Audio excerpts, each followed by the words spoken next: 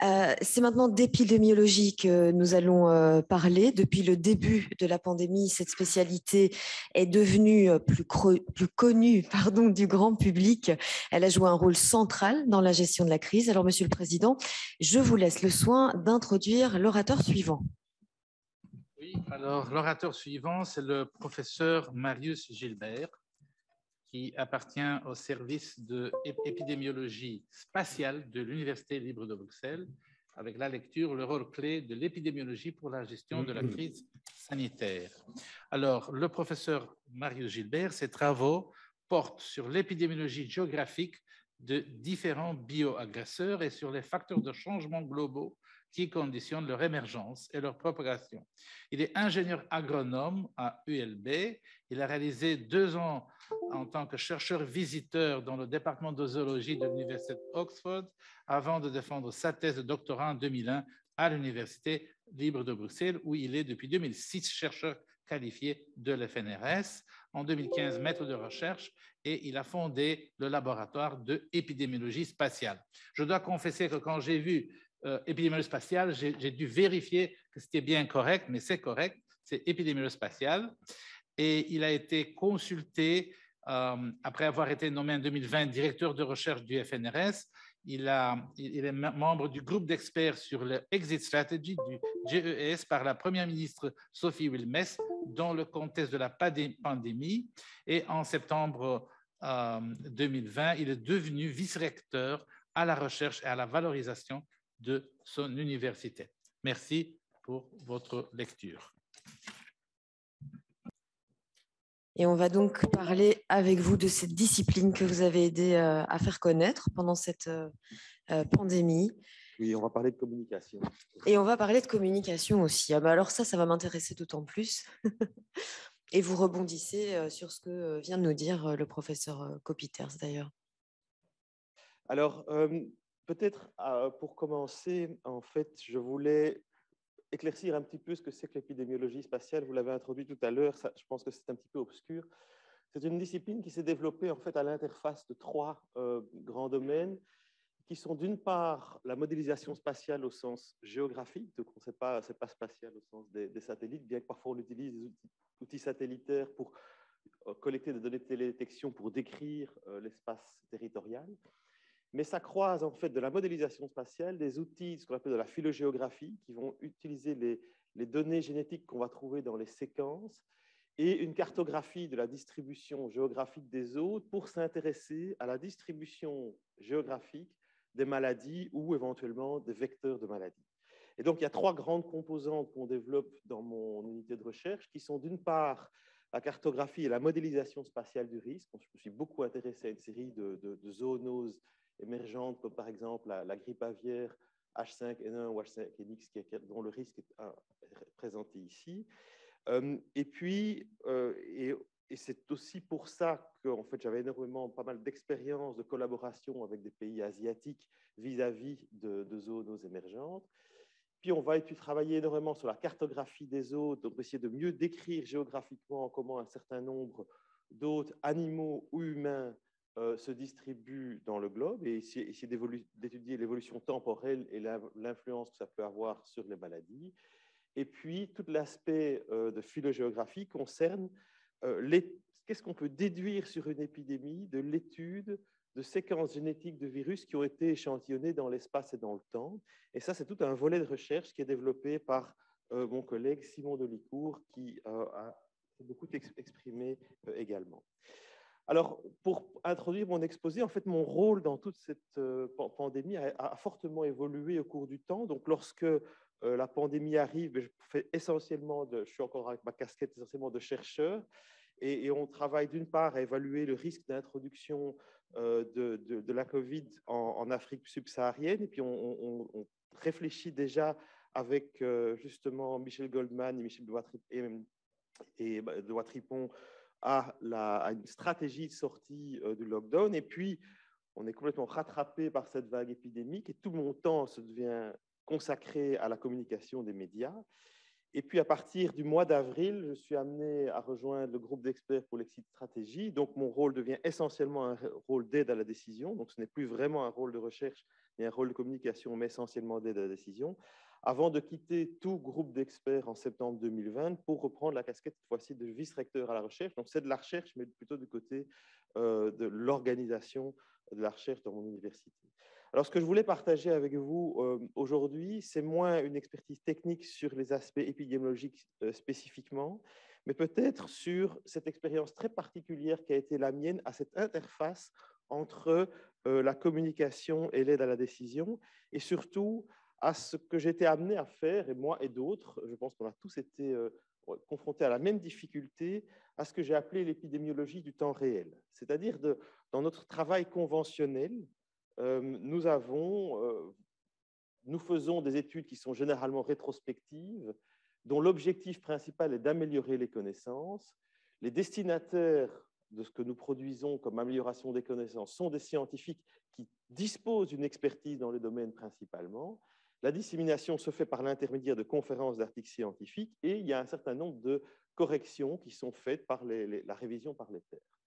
Dans cette épidémiologie du temps réel, que nous avons été amenés à faire, tout cela change. Donc, à la fois, le temps n'est plus le même, donc on doit traiter des données pratiquement au fur et à mesure qu'elles arrivent. L'objectif, c'est d'aider à la décision et d'informer le grand public sur ce qui se passe. Les destinataires deviennent politiques, journalistes, citoyens, donc les destinataires changent. On ne peut plus s'appuyer sur les connaissances dont ils disposent. La dissémination passe par médias, réseaux sociaux, rapports, et les garde-fous de la révision par les pairs, ils sautent, on n'a plus le temps. On est vraiment parfois avec des réelles difficultés à pouvoir offrir une aide à la décision dans ces conditions-là. Et tout ça a un certain nombre de conséquences. Le fait que ça se fasse au vol, qu'on a assez peu de temps, on doit travailler sur des données incomplètes avec parfois des réelles difficultés d'accès aux données. On est vraiment dans une situation sous-idéale. L'objectif change parce qu'effectivement, le résultat de nos propres analyses et des conseils sont susceptibles eux-mêmes d'influencer le cours de l'épidémie. Et alors, une des conséquences sans doute les plus complexes à gérer, et c'est là-dessus que je voudrais consacrer quelques minutes de cet exposé, c'est le fait de communiquer à des politiques, à des journalistes, à des citoyens qui n'ont pas ces connaissances, qui n'ont pas d'expertise, amène énormément de difficultés parce qu'il n'y a pas un socle de connaissances communes sur lequel on peut s'appuyer, et on se retrouve comme ça interpellé par énormément d'interlocuteurs que j'appellerais les épidémiologistes d'un jour. Vous avez aussi d'autres difficultés qui sont liées à la dissémination, je ne vais pas trop revenir là-dessus, et sur effectivement, le risque d'erreur se trouve augmenté par le fait qu'on n'a pas le temps de la correction par les pairs. Alors, on pondère ça par le fait d'être un ensemble d'experts, donc d'avoir des groupes d'experts qui travaillent simultanément avec des corrections mutuelles, mais c'est effectivement une difficulté. Alors, un exemple qui va vous sembler très trivial, il y en aura d'autres qui le sont un petit peu moins, c'est celui-ci. Je me rappelle très bien, en début d'épidémie en Belgique, Sciences Anno publiait cette carte qui représentait le nombre absolu de cas par commune sous la forme de cercles proportionnels. Et une question qui m'était formulée très, très souvent, c'était pourquoi est-ce qu'il y a beaucoup plus de cas en Flandre? Et ça peut tomber absolument sous le sens pour toute personne qui a la perception de la distribution de la densité de population humaine et qui a des notions de ce que c'est qu'une incidence, qui sait que quand on a des événements de santé, il faut les rapporter à un dénominateur et que sinon on peut ne pas comprendre une situation. Mais ce qui semble évident aux personnes qui sont sensibilisées à ça ne l'est absolument pas pour tout le monde. Alors, un exemple qui est un petit peu moins trivial, c'est la différence qu'on peut faire entre ce que j'appelle les observables, c'est-à-dire les éléments qui nous permettent d'observer l'épidémie et l'épidémie elle-même. Et rappelez-vous, au cours de cette épidémie, on a eu la définition de cas qui amenait à pouvoir faire un test PCR qui ont changé très fortement. Donc, durant la première vague, c'était essentiellement les personnes hospitalisées et donc les décès qui faisaient l'objet de tests. Et puis, à partir du mois de mai, on a élargi les critères de testing à la médecine générale. Et puis, à partir de juin, il y a eu la mise en place d'un système de suivi de contact et la possibilité de tester des contacts à risque. Et donc, la définition de cas a fortement changé. Donc, c'est appuyé, on a élargi la base épidémiologique sur laquelle on mesurait les cas. Et donc, forcément, des cas durant cette période-là, durant la première vague, ne signifie absolument pas la même chose que 1000 cas durant le mois de mai et encore moins au mois de juin. Et ça a amené à énormément de confusion dans le débat public lorsqu'on a eu une recrudescence des cas en juillet 2020, puisque effectivement dans les médias, c'était les cas réaugmentent, etc., alors qu'en réalité, la signification épidémiologique de ces cas était totalement modifiée et on avait une vue bien plus fidèle de l'impact sanitaire de l'épidémie lorsqu'on examinait la courbe des hospitalisations. Autre exemple, c'est la faible familiarité d'énormément d'interlocuteurs, de décideurs avec la nature même des processus exponentiels. Alors ici, j'ai repris l'illustration où en fait le nombre de grains de riz double à chaque fois qu'on se déplace d'une case à l'autre. Et il y a cette caractéristique des phénomènes exponentiels qui est que, effectivement, au début, on a l'impression que ça augmente très très peu, et puis tout d'un coup, on se trouve absolument submergé. Et il y a énormément de politiciens qui eux-mêmes se sont retrouvés dans cette même situation. Et cette faible familiarité, elle a des conséquences parce qu'elle amène à sous-estimer l'impact d'actions précoces. Si on a ce diagramme de transmission en tête, qui est un diagramme tout à fait hypothétique, où effectivement un certain nombre de personnes sont amenées à en infecter d'autres, et puis que par des mesures de prévention ou de communication, on fait en sorte qu'une personne travaille de chez lui ou que cette personne n'aille pas à un certain événement social, mais on voit très clairement que dans cette chaîne de transmission, plus une action est précoce, plus elle va avoir un effet démultiplicatif important, et qu'il est beaucoup plus intéressant d'agir à des niveaux bas si on est en phase de croissance, que d'agir une fois qu'on est bien plus haut dans l'évolution épidémique. Mais là encore, c'est quelque chose qui est extrêmement difficile à communiquer, tant auprès des décideurs que par l'intermédiaire des médias auprès de la population. Encore moins trivial, c'est la confusion qu'il peut y avoir entre vitesse et accélération. J'ai repris ici l'exemple de l'évolution des cas durant la première vague. Et vous avez, non, je pense que c'est les hospitalisations, je ne sais plus, en fait. Ce n'était pas très important. En fait, on a cette évolution à la dimension d'une vitesse. Vous avez un certain nombre de cas par jour, qui sont des événements par unité de temps. Et puis, vous avez l'accélération, qui est la croissance des cas par jour. Eh bien, les mesures non pharmaceutiques vont agir sur l'accélération et pas sur la vitesse. Et ça a une conséquence très importante, c'est que en fait, lorsqu'on vient dire à un moment que le risque zéro n'existe pas et qu'il faudrait sur cette base-là laisser l'épidémie monter, en fait, on prend un risque absolument très important parce qu'on n'a pas pris conscience de cette différence entre vitesse et accélération. Imaginons qu'un homme politique décide, voilà, le risque zéro n'existe pas, nous sommes à peu près à un niveau de décès assez faible pour le moment, les mesures sont trop fortes, nous allons devoir relâcher les mesures. Elles sont trop importantes, elles sont disproportionnées par rapport au nombre de décès. Imaginez qu'un décideur politique se dise, nous pouvons, dans notre société, accepter 30 décès par jour plutôt que d'en avoir 3 ou 5. Eh bien, à ce moment-là, on relâche les mesures non pharmaceutiques, la transmission remonte jusqu'au moment où on arrive à ce niveau qu'on aurait jugé comme acceptable de décès par jour. Mais à ce moment-là, il faut repousser sur le frein, il faut arrêter l'accélération.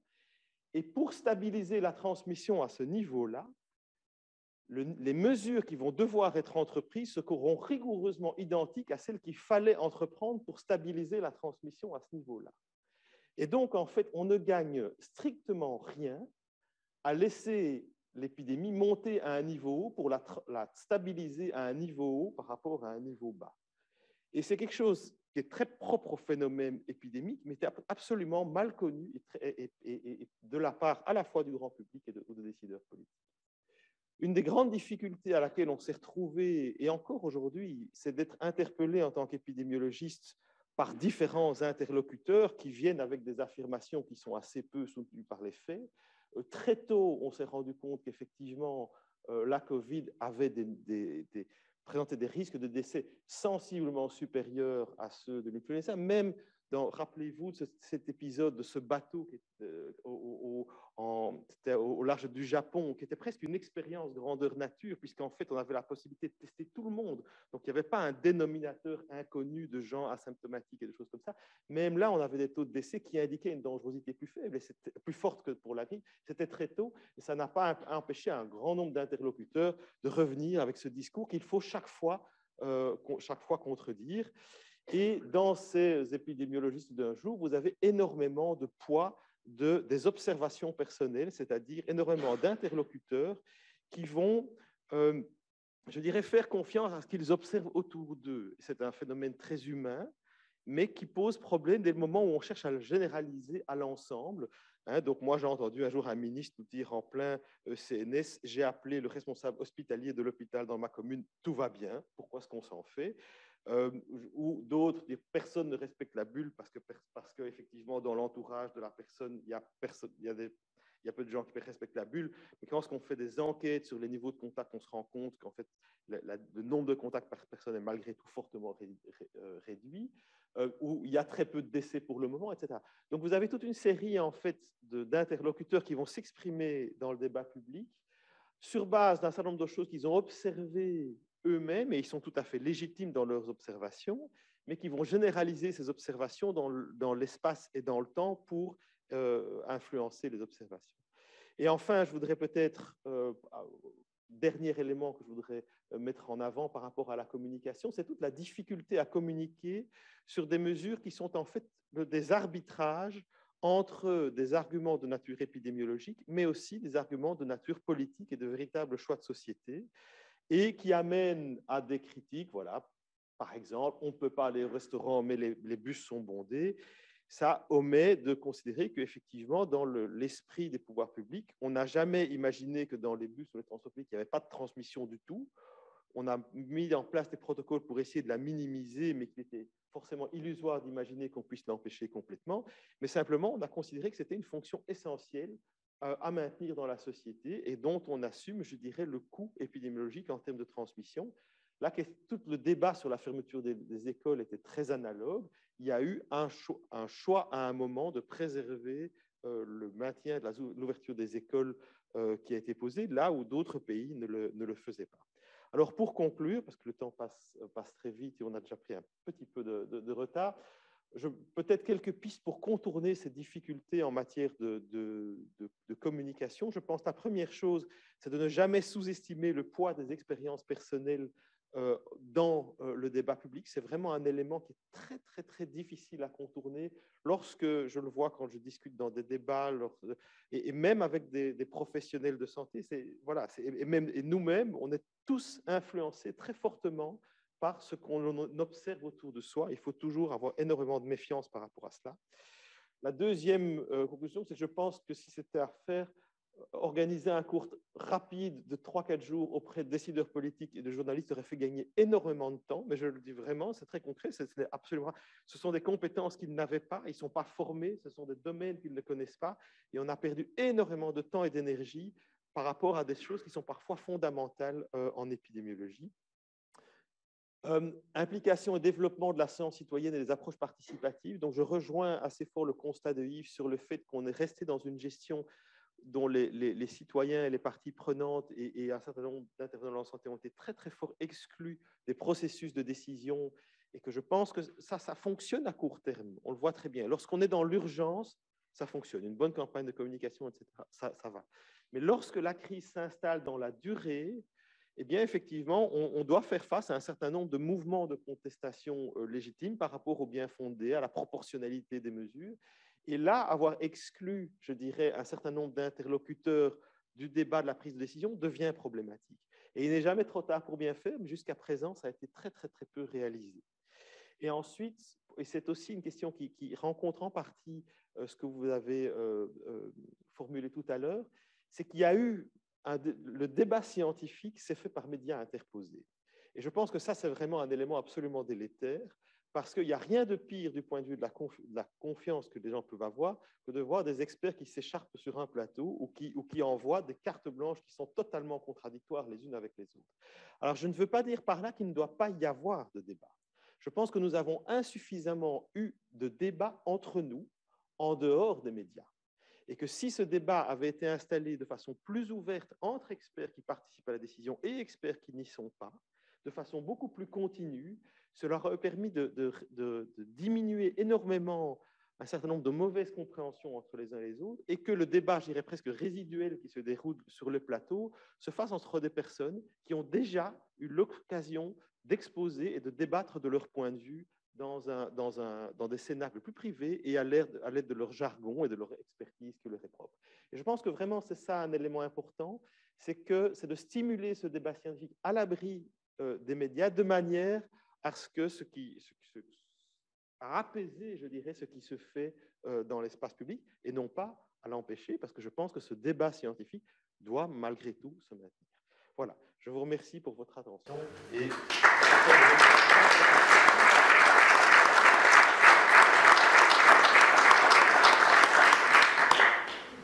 Merci, professeur Gilbert. Est-ce que nous avons des questions dans la salle? Professeur Casimir. Merci beaucoup pour votre exposé. Moi, j'avais peut-être une question par rapport à l'éducation sanitaire. Étant pédiatre, il m'est arrivé à de multiples reprises au cours de cette pandémie de voir des parents, par exemple, dire que les enfants, c'était dommage qu'ils doivent mettre des masques, et les enfants, leurs propres enfants, les étonnant, leur disant « mais moi j'aime bien mettre le masque ». Ou inversement aussi, des enfants qui disaient que finalement, quand les parents disaient qu'eux, ils ne voulaient absolument pas être vaccinés, l'enfant lui-même disait qu'en fait, lui, il voulait être vacciné.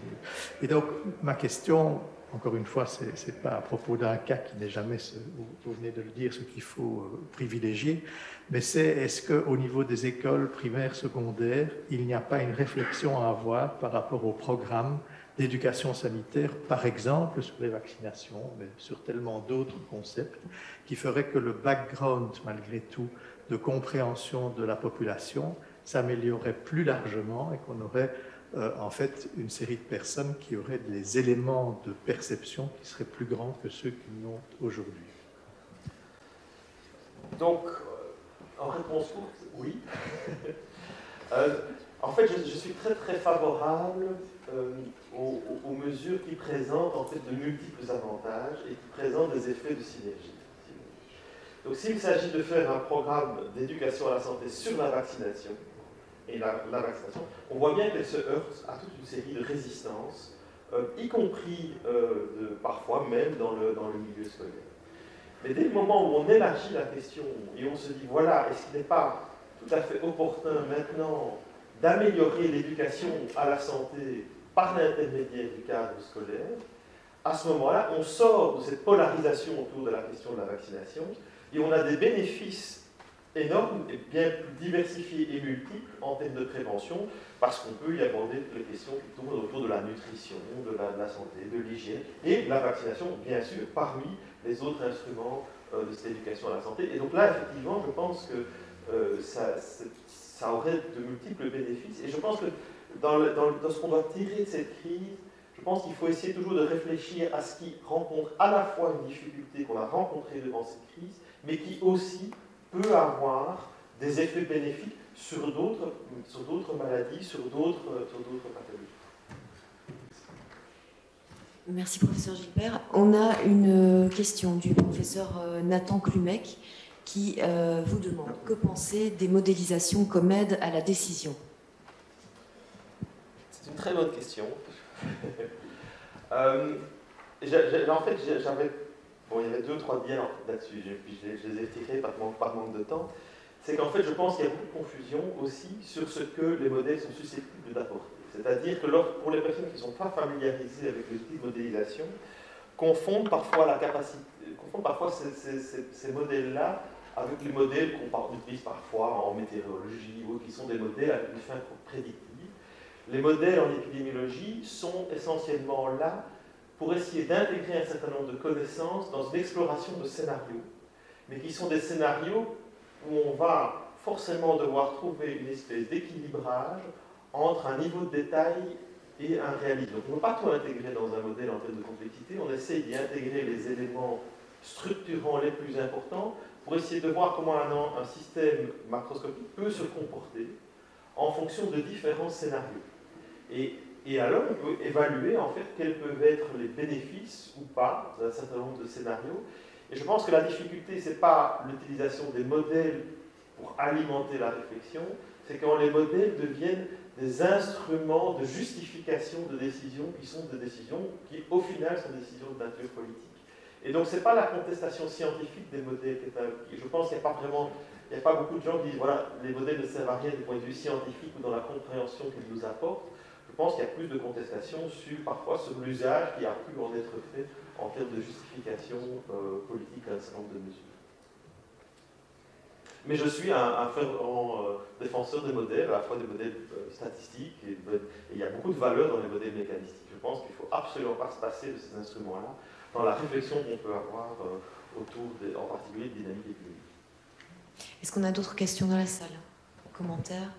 Ah, on a une question. Vincent Doriot, professeur Doriot, à droite. En complément, parce que je voulais effectivement poser une question sur la validation de ces modèles. Hein. On a vu différents modèles, mais pour ce qui vous concerne, vous, est-ce que les modèles auraient ou ont permis éventuellement d'apporter une réponse concrète pour ce qui concerne, et vous l'avez bien montré sur une diapositive, sur la différence entre la vitesse de contamination et son accélération? Est-ce que les modèles vous ont permis éventuellement de déterminer le seuil de l'accélération à partir du moment à partir duquel des mesures concrètes doivent être prises pour amortir en fait l'importance de la contamination au niveau de la société?